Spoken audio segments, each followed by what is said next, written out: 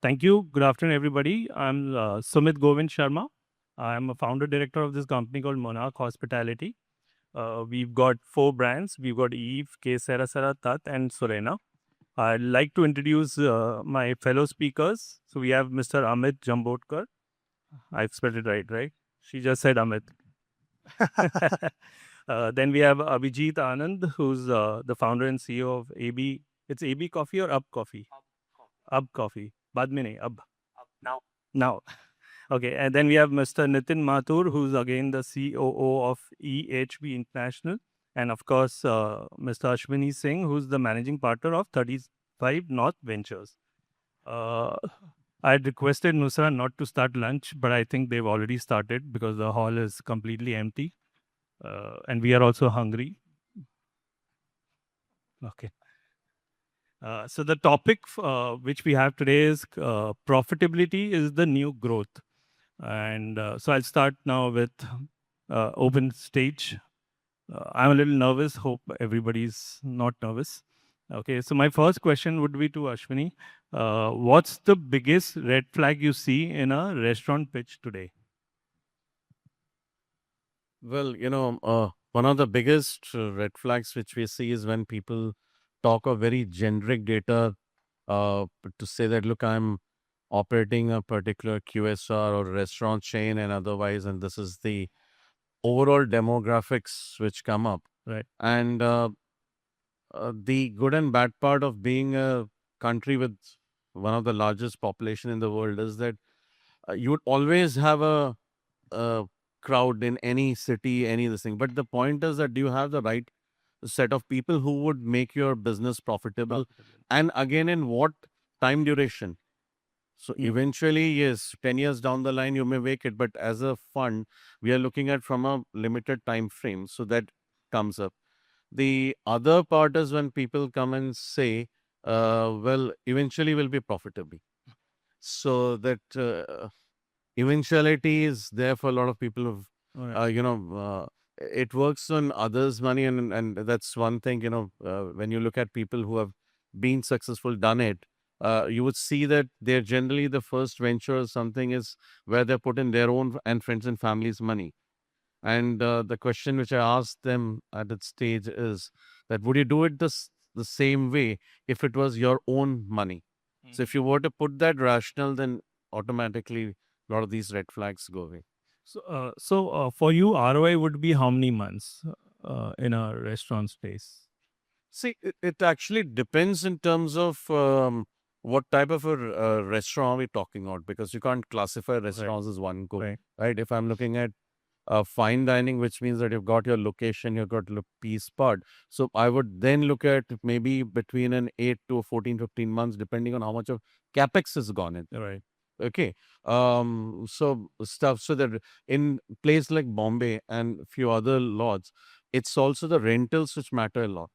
So your rentals, and if you're having some specific cuisines done which require equipments of and capex of that part, so then your break even moves that much further. Right, because then you need that kind of a team as well. Absolutely, and it's also a question that your footfall would move up gradually. It's like the similar thing for a hotel industry. Your footfall moves up gradually to where you intend to go, but your costs are upfront. So your break even moves up that much fast. Fair enough. So my next question is to Amit. Amit, have you ever said no to opening a new outlet because the timing was not right? And at what point does adding another outlet stop creating value and start creating operational complexity? Hi, good afternoon. Yeah. Well, as an operator, we've always said no to opening up a restaurant just because the timing is not right.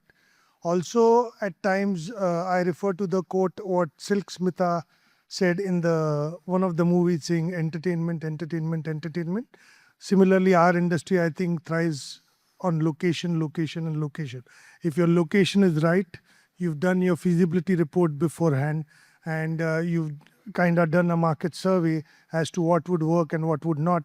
I think it gives you a fair chance to refuse. I think a delayed opening is better than an early opening and then not being able to survive, right? So I think we usually would evaluate every property, okay, based on the demographics, based on the kind of market spend that is usually available there. Also, how can I survive in this space 5 years from now? Okay, that is what we usually look at, and then only we say yes to a property or no to a property.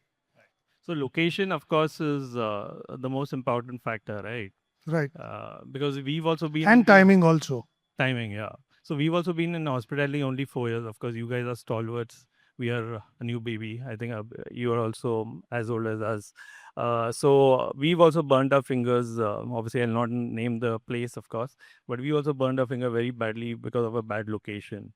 But I think that's part of learning. But I right? think that's part of every hospitality chain that must have existed till date, Right. that everyone's burned their hands. There's no restaurateur I have come across who said that I've opened 100 restaurants and all my 100 restaurants are successful. So it is like sometimes you have to, at large, as long as you're making profit and at large, all your brands are doing well, that is what I think will establish you as a strong player. But yeah, there'll be hits and misses always. Right. Right. Okay, great. So now my next question is to Abhijeet. If an investor asked you to double expansion next year, what would you refuse to compromise on? Quality and service. Quality and service. Okay. Can we talk a little bit more on? So the way we look at business, right? So coffee is a daily habit coffee brand, and our business flourishes, or the entire model is how do we get higher throat share of the people in the catchment that we represent. Two lines on throat share is basically a consumer, doesn't matter which part of the country they come from, they drink a variety of beverages. And beverages is the more common element among food. Could be coffee, tea, milkshakes, slushies, bobas, mangoes, etc. Our idea is that when we go there, we increase the TAM of the market, and we end up having more throat share of the consumer. So now in that entire business, we densify. For example, we have 51 locations in Bombay. This year, we are opening 150. We're in Bombay, Delhi, Bangalore, and Bombay has 50, Delhi has 35, Bangalore has 12. And we are only deploying out of 150, 100 in Bombay. And our thought is that we'll carpet the city before we move on to the fourth city. And in order to do that, obviously there's a lot of capital deployed, there is a lot of tech capabilities deployed, there are a lot of service elements deployed. You can have n number of more locations, but people, what they come for again and again is not for the first purchase, because we are not a destination. We are your lifestyle choice wherever you are, whatever you're doing, be it work, leisure, play.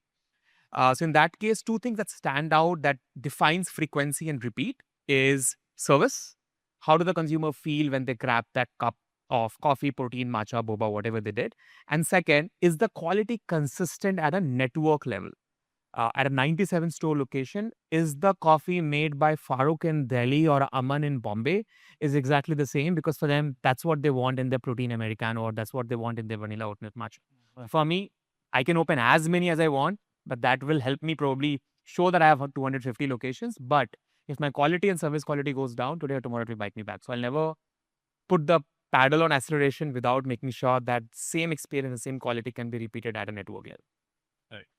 So today, obviously, the coffee market is exploding. It's not, you got so many brands, etc.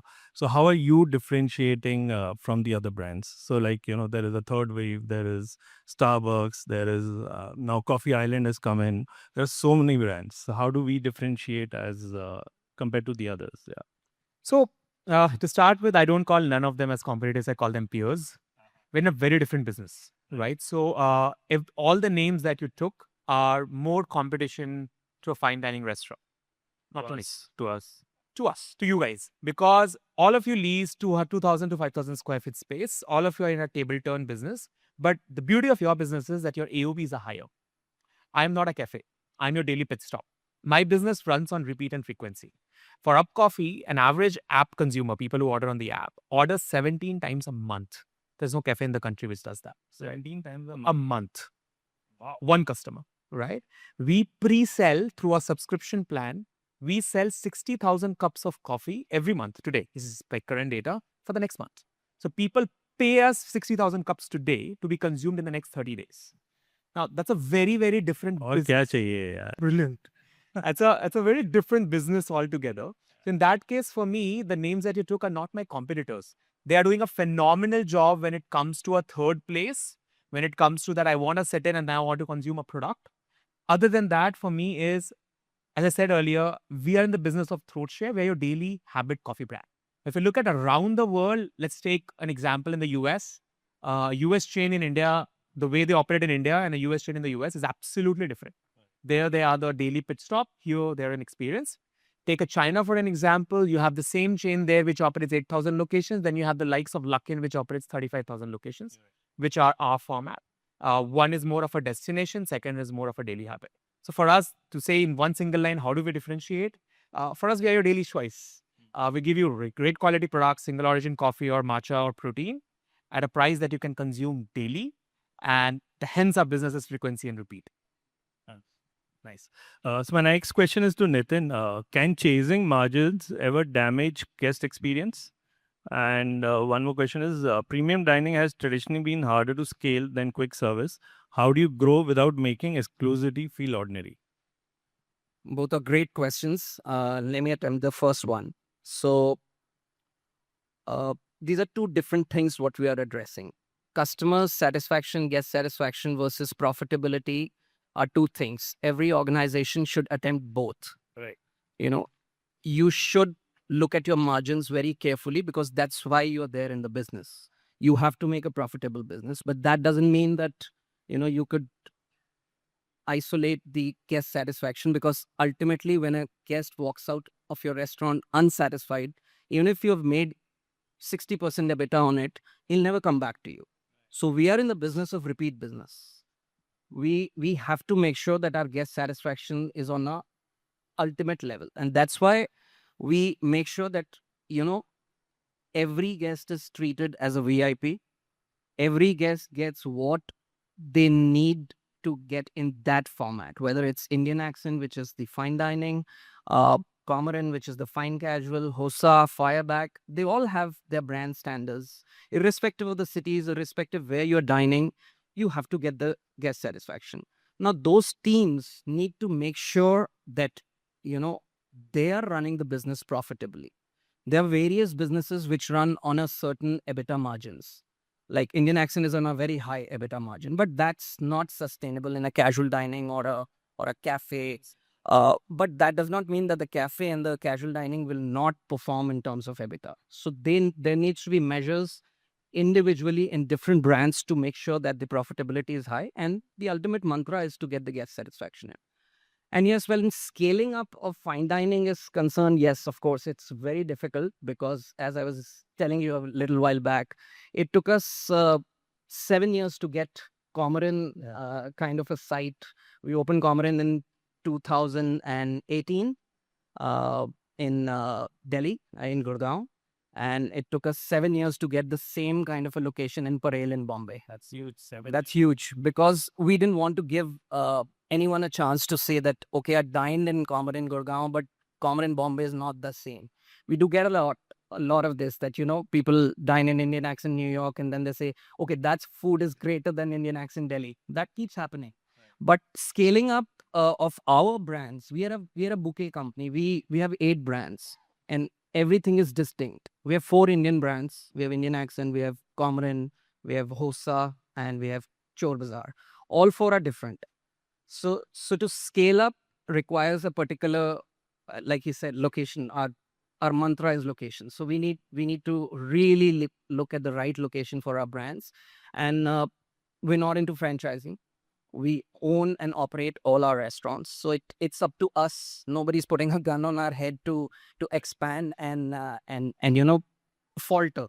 So there is no chance for error for us. So we have to choose the location wisely. We have to put the right brand in and then hope for the best. Right. So basically, we all believe in one thing, that profitability is the most important thing, right? 200%. 200%. We are in the business of making money. I mean, Right. whether it's your own money or whether somebody's taken an investment, I guess it's a double whammy for the person who's taken somebody's money. He can't burn somebody's money. Right. You can still burn your own money, but you can't burn somebody else's money. So profitability definitely is, the key. Sorry. Please go ahead. Well, I have a little difference of opinion here. I feel that revenue creates headlines, profit creates businesses, right? What I feel is that profitably, it's certainly the most important thing, okay, but at what cost? Okay, sometimes what happens is cutting down cost without thinking just to get profitability, okay, can give you a profitability for a month, but the long time sustenance and the brand damage that it does, it comes at a very high risk. So I think for every company, obviously we put in money, we want money to come back, that's business, right? But at the same time, your brand name, okay, and the kind of efforts that you put in, they also need to give you that kind of returns, is what I feel that it is very, very important that profitability and growth, okay, they both actually go hand in hand. But how do you prioritize one before the other is what is the question. Just to add to it, when one looks at profitability, you're looking at sustainable profitability. And sustainable profitability does not come without building a brand. And brand comes from experience.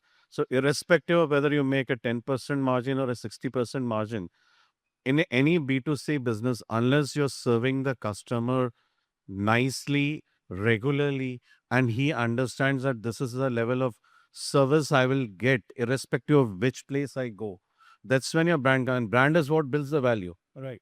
It's not that I have 3 outlets, they do an X amount of business, so the sum will become. You are expecting that sum to be far more of that. And that comes from a lot of those softer aspects which has to be there as part of the founders, entrepreneurs' DNA of for the brand, which will make it a long-term piece. And that's basically your moat or your differentiating factor. So, see, all our restaurants are again self-funded, right? All 6 properties, it's family funding, etc. So we prioritize profitability a lot because, like I said, it's our money. So we want to make sure that every restaurant is profitable. It's because we've invested a lot of corpus, so ROI aa gaya, everything aa gaya. So that is very, very important. So maybe it would hamper our exceptional growth. We may not launch 10 restaurants in a year or whatever, but because it's family money, we want it to be profitable. So is that? So my question to you is that, well, you are surely making sure that, every restaurant is profitable. But in the whole bargain, okay, are you trying to grow your top line? Or are you trying to control your costs? Is my question. Because by growing top line and achieving profitability, that makes sense. But by drastically cutting cost and trying to achieve profitability at the expense of your brand, is that something which is viable? Oh, so we are not working on that, of course. So, like today we have 3 eves. So if you go to any of the eves, you will get the same experience, the same quality of food, etc. So we will not compromise. Of course, we also understand that ultimately we are in the business of creating brands, but of course, profitable brands. I'll just make a comment on this, right? Probably the way I look at it. Yeah.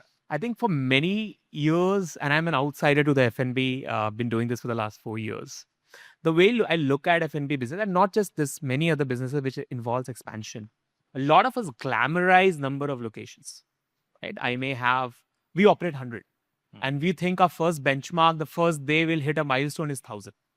But businesses are built very differently depending on what kind of business you're running. Now, I'll take a step back and the discussion on profitability. I think the single most objective or the reason for business, it's either for profit or it's for social cause. If we are for profit, we have to make money out of it. That's the base line for that word to be for profit business. Definitely. Now, do we need to compromise on quality? Do we need to compromise on service quality? Do we need to compromise? Absolutely not. Because those are hygiene. The way I look at service quality, food quality, experience at the store, those are not the moats. Those are the basic hygiene that you need in the business to flourish. Be it GOTSO, anything that you do, any kind of business that you run.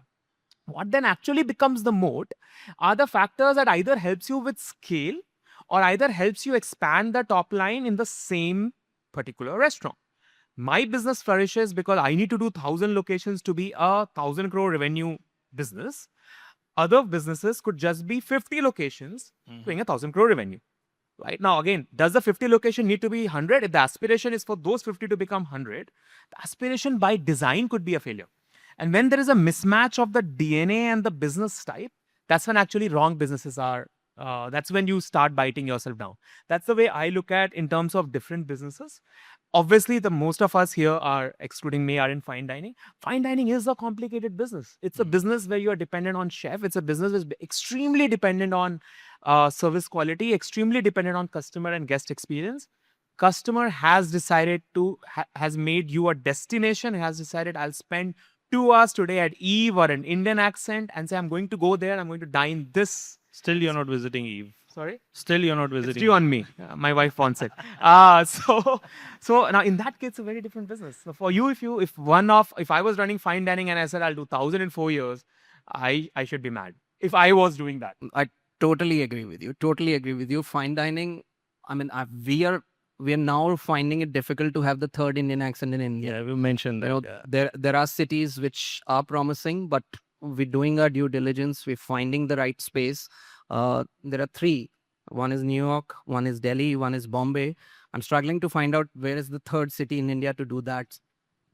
So Like- so it is a difficult business to scale, like I said.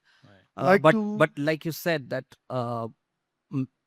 when you do 100 stores of a particular kind versus 5 stores of a different magnitude altogether, it basically what your business plan is.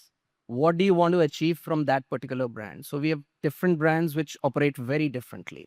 You have coffee, which you can scale up even more than what you've done and try and achieve that. But yeah, to each his own. Yeah, Amit. Just to add, like we've got from the house of Mirah Hospitality, we've got different concepts, right? We've got Rajdhani, which is a 40-year-old heritage thali brand. We all love Razdan. Does extremely well. He's yeah. paid me to say that. Huh? Then we've got Hichki, which is a fun dining brand. Okay, and then we've got Beirut, which is Middle Eastern and Lebanese. These are our primary brands, and other than that, we also are into cloud kitchen and other stuff. What I feel is that every brand and every cuisine, let it be fine dine or let it be fun dine or let it be a coffee place, I think the ethos still remain the same. Okay, and somewhere I think how you treat the brand is what the brand would treat you. Mhm. Yeah, very, very, very valid point. So now my next question is to you, of course, Ashwani. What do you think, as an investor, you would back a business which is easy to replicate model or something like an Indian accent, which of course is very niche. You can't have 10 Indian accents in India, right? So which is a model you would want to explore as an investor? See, and this I will say as a regulated, SEBI RBI regulated fund, we have a finite lifetime, right? So I may look at 5-7 years as my part. So what one would have to realize is that each of this in this food category are different types of animals. Like you guys were rightly saying, you cannot have so many fine dining part because you want to have the same experience in each location, each place. So we know that fine dining can only scale up to an X amount. Now, for a QSR, it becomes a much more faster part because if you've got the operating mechanics, you've got the product and the service fit right, it is much easier per se. For us, the issue which comes, okay, now if I was an individual investor, it's a different story, Right. right? One can go in any of these. You're a fund source. Yeah. So as an institutional investor, our issue comes up is how do I get an exit? Now, my exit normally for any fund comes from three aspects. Either I sell it to another fund who's saying that, look, I have I can wait for another 7-8 years. You've done 6-7 years. You sell it to me. I do it, or you list it. Okay, today at least we had the SME market doing a little bit, so you could have companies which are say at 100, 150 crores also getting listed. So that becomes an exit route. But otherwise, our biggest problem when we look at this industry, and that's is that you have there's no exit route for institutional investors, right? So if you look at it, even on the listed space, you have a few QSRs who are listed. Okay, Anjan's Hospitality Fine Dine is the Special. only one which is on the listed.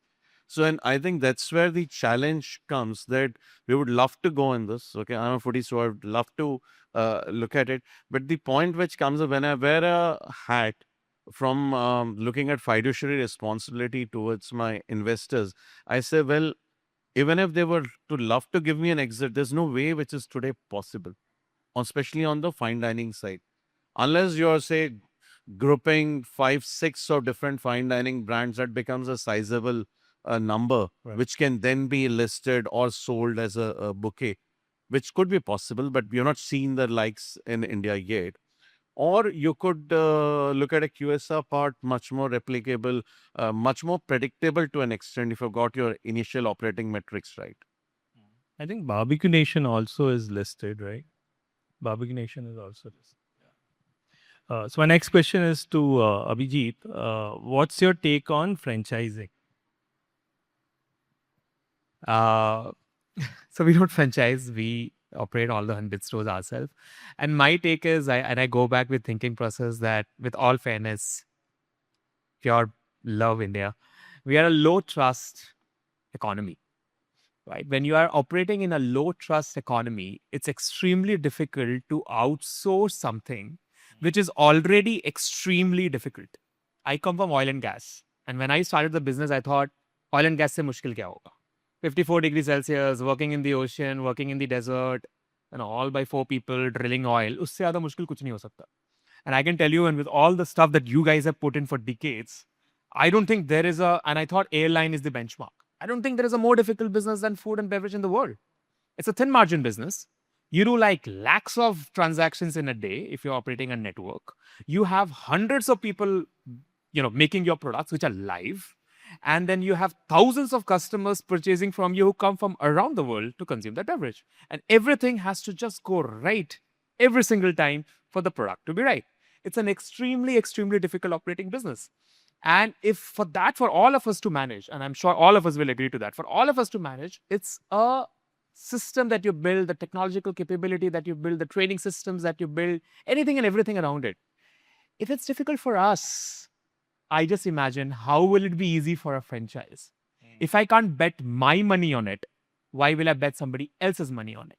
And if the question for me is, franchising helps me scale, the question I ask is, if my business is strong enough, can give the return, can break even in 2 months, similar to our model, right? We break even in 2 months, we pay back in 14 months. So if we can do this, then why can't I raise external fund and actually grow the business from nothing Makes to a sense. 1,000 crore business in next 5 years? Rather, there is a better output for everybody rather than franchising and giving it in the hands of 1,000 people, and then it becomes a risk because 100 wrong in that could just kill the brand to the ground.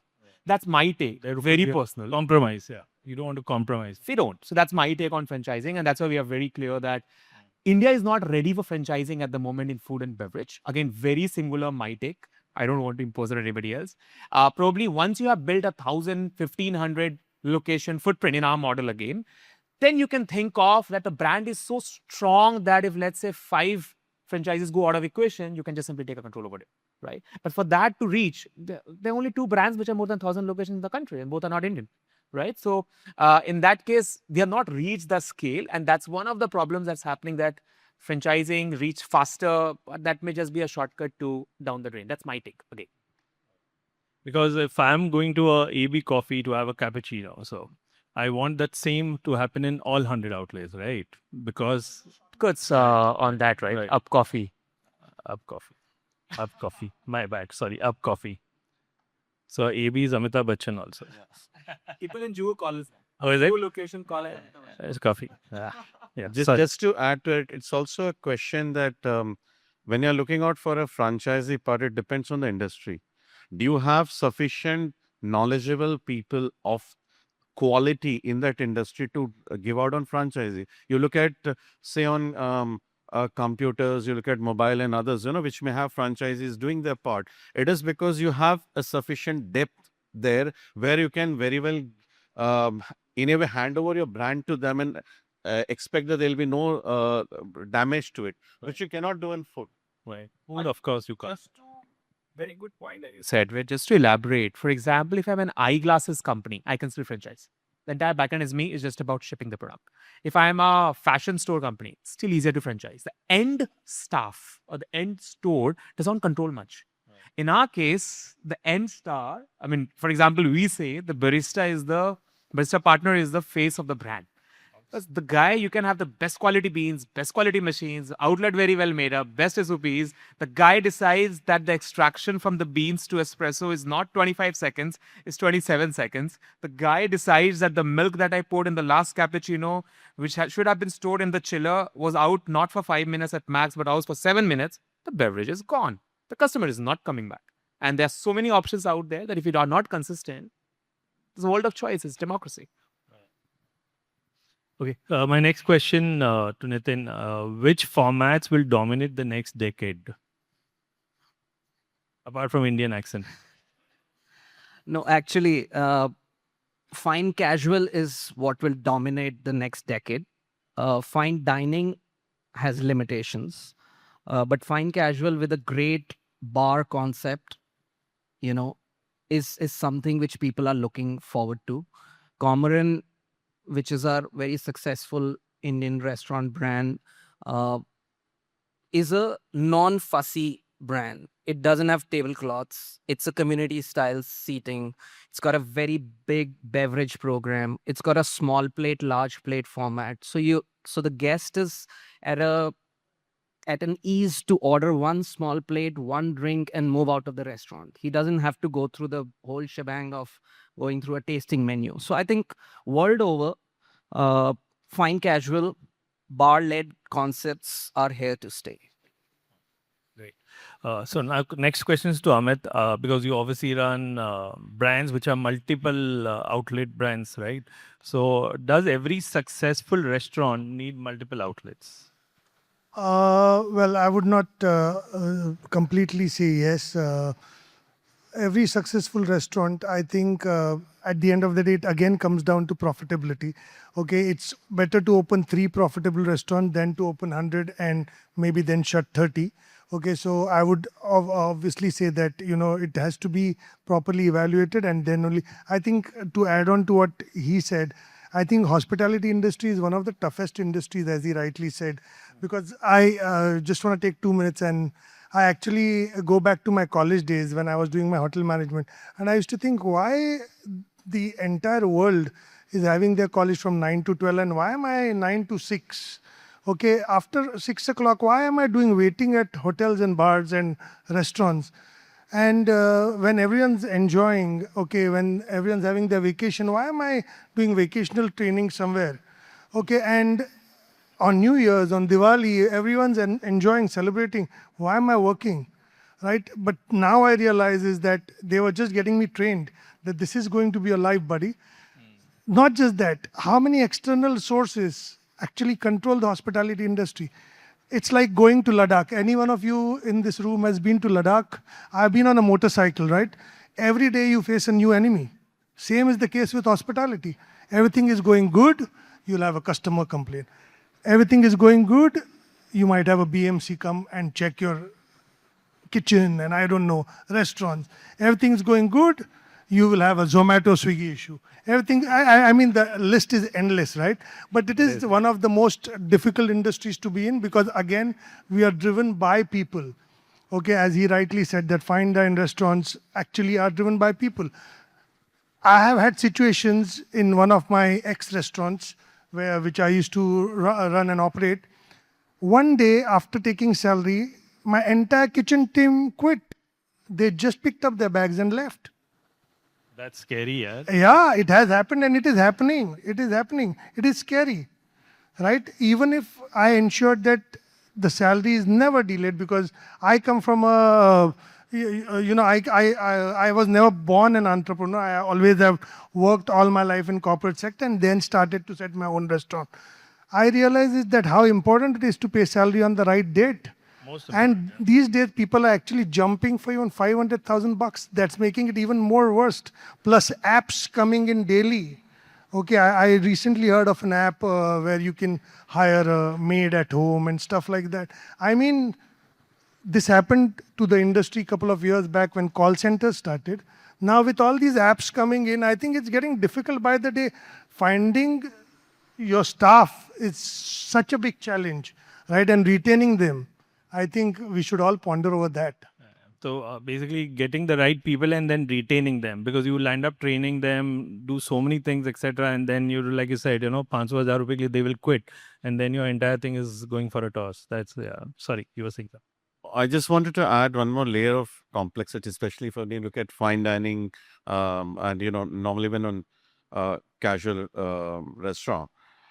The problem for a restaurant business is that before you open, there's so much of capex which goes in for equipment and interiors that if you've got your location wrong, that you've forgotten that there's a flyover which will come up, which will perhaps have everything, or there's no parking going to be around. And if you were to, God forbid, to relocate, there's hardly any salvage value, right? So that's a total write-off. And then you start again from first the recouping the loss and then trying to look at, making it good in the new location. So, but my question to you is, you've done your homework properly. You've evaluated the place properly. No flyovers coming, nothing happening. You open up, you put in your 5-10 crores, I don't know, whatever the capex required. And then suddenly, there's some new rule that highway ke aaju baaju mein 500 meter pe alcohol band. What do you do? Well, That happens, huh? I think that's business, right? So when if everything was a fixed part, then all of us would be doing salaries. When you're looking at entrepreneurship, that's a business risk. Right. Risk, that risk. So that's we- something you have to factor in. That Correct. you may That's to have be one a- of those. Yeah, we'll have to only plan with ensuring that we take minimal, we minimize the risk, and, at the end of the day, Bhagwan bharose bhi bahut zaruri. Government bharose, I say. Okay. So now, talking about the brand and data, etc. Because today data plays a very, very important role, which Ab would agree to. And so can data replace intuition? Can data replace intuition? I'll give a line to that. I say there is no right and wrong decision. There's only informed decision or non-informed decision, right? Right and wrong is always subjective. It's actually what Amit was saying also, that what happens with the location. So always you go for the information. Now, intuitions are built over time, and the more experienced you become, the more sweat you do, the more blood that goes into the business in the right way actually helps you build better intuitions. But what data does is, and we now, for example, in our company, we have a line that we use. We always say, what's the source of truth? What's the Source of truth. For example, a lot of businesses you'll see will have a central operations team who does data. There will be a finance team, there will be data. There will be a delivery aggregator, there will be data. There will be a partner, there will be data. Everybody will have their data.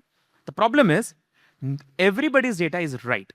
So then we incorporated a thought that what is the source of truth? I think what particular source you're using, and everybody needs to have the exact same source, which means your inferences and analysis could be different, but data doesn't change by that, right? So now that is one logic that we have built in, for example, all of our 9 functions. All function head will go, this is the source of truth. Now, why we say that is for the most important thing, that intuition can obviously solve subjectivity, but data, the source of truth, is actually solves objective reasoning. Today, for example, when we select location, what we do is we'll run all our maths, we'll run the census data, we'll run the entire data, how many people, what is the spend, how many brands, what's their sale, what is the ticket count, these are all data. But at the end of the day, when we look at it and we say, we just canceled one property yesterday in Borivali on the same logic. Everything is green. And then we look at the property and that was intuition. To say, I am doing one in IC Colony now. There's another one I'm doing in 2 kilometers away. My business is every 1.5 kilometers should be an abcoffee. Should I do it now or not? And the intuition was no, although everything is green, because I am entering Borivali for the very first time. Right. So first I want the data to prove it. Now, but when I do it in Andheri West, I don't look at it. I have 12 abcoffee outlets in Andheri West. 12, huh? Yes. Wow. So for me to put at 13th, I can map it in my sleep and say data can be wrong, but I won't be wrong because I have a proven data of 3 years to get that done. Right. So now that's our inference when we look at data and when we see intuition. But source of truth is the most important. So somewhere, how you analyze the data also makes a lot of plays a lot of important part, right? Like for example, this bottle sitting on the table, half empty, half full, both is data. What are you looking at, and how you're utilizing it towards your business is, I think, what will define your business. I think our friend has already come. We are running short of time. A couple of more questions, please. Okay, I think we can just take one more question and then Okay. we'll take the discussion So, yeah. downstairs or towards the lunch. Mulaqat ka waqt So khatam people ho have got bored, actually, is it? They're not bored. I think they might be just waiting for lunch. So we'll lunch, quickly yeah. wrap this one. Yeah. Okay. So anybody has any questions? We'll not take one. We'll take at least a couple, please. I think we can discuss like a quick one question here and then we'll. From the audience, if they have any questions for any of our speakers here. Not They're all really, hungry. I don't think. It shows they're all hungry. And we are obviously talking about food, right? Yeah. Okay. So one last question. It's open to anybody. What creates valuation beyond revenue? You want to take it? So valuation, if you look at it, is a function of a lot of things. It's also a question of what's the timing aspect also. People forget at times, so you may have parts, in depressed market rather, you'll have a different valuation. But some things which never changes, if you have consistency of service, your operational efficiency, your purchase efficiency, your repeatability, which comes with your taste, your product per se is about taste. Okay. If those things are consistent, and then you would obviously get more of the sum of the parts than for something else which comes up. Right. Great. We'll take one more minute, ma'am. Sorry. Anybody has anything to add which we have missed? मैं stage नहीं छोड़ना चाहता हूँ इसके लिए. I think लगे रहो. valuation lies in the eyes of the beer holder, I would say. Because what is it that you are actually valuing is what only the investor would know, right? For example, I've seen loss-making companies still getting valuation because at the Quick end commerce. of... Sorry? Quick commerce. Yeah, quick commerce, for example, is because the main reason why the investor is kind of investing is because he's actually behind the data that they are actually sitting on, right? So valuation depends from, I think, business to business, and also on the basically what the investor is expecting out of it. So just to quickly add on that, those days of non-profitable businesses getting money are over. So, if you are looking at something which will perpetually be, so some of the e-commerce and other, today they're no longer there. Everyone, those, the free money part is gone. So everyone looks at that, yes, you would be profitable. Yes, the timeline may be different depending on how patient that capital is.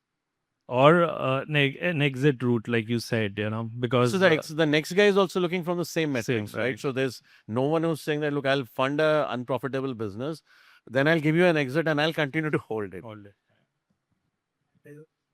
Yes, sir. You want the mic? Arey, le le yaar. What did exactly mean by source of data? You were talking about data. So data depends on the source of data. So I'll give you an example and break it down. Is this a for- planted question? I wish. What's your name, by the way? Vedant. So I'll give you an example. I think a lot of us will relate, right? If you ask any F&B entrepreneur, what's your gross margin? Okay. Now, in order to take out the gross margin business, you need to know the COGS, which is cost of goods sold. Now, cost of goods sold can be from various ways. For example, I purchase wheat. Now, when I purchase wheat, in my COGS, do I take wheat purchase delivered to my warehouse? Or and wheat is being used in the restaurant, right? Or should I take the wheat purchased from the vendor to the warehouse to the outlet, And do I filter in the wastage into the cogs, or so basically if I have some 1 kg pack and my recipe is, let's say, 70 grams, it will not sum up to 1,000, which means then where is the wastage being considered, right? Now, a finance team will consider in and out. I sent you this much, this is out, this is your cost. A data team will say, this is my BOM, which is bill of materials. In order to make a pizza, I need 70 grams of this, 30 grams of this and that. That's ideal consumption.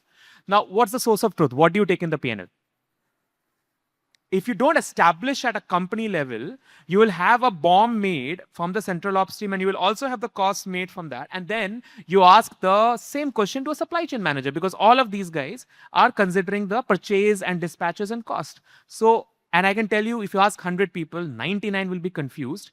Which BOM are they using? And then that destroys, because in F&B, one material gone wrong, you're operating in a gross margin of anywhere around 70%. Right? And then you have all your overheads where your rent is almost 15 to 20%. Your people cost is anywhere about 9 to 14%. You are actually operating on those thin margins. And that thin margin, one place gone wrong, you're gone. That's one of the practical examples of what a source of truth means, and there are plenty. Great. Thank you very much for being a patient audience. And I hope we value added as a team.